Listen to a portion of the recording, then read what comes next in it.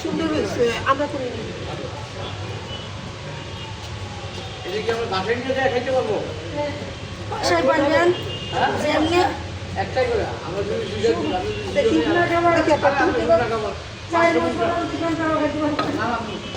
আমি মাছ মাংস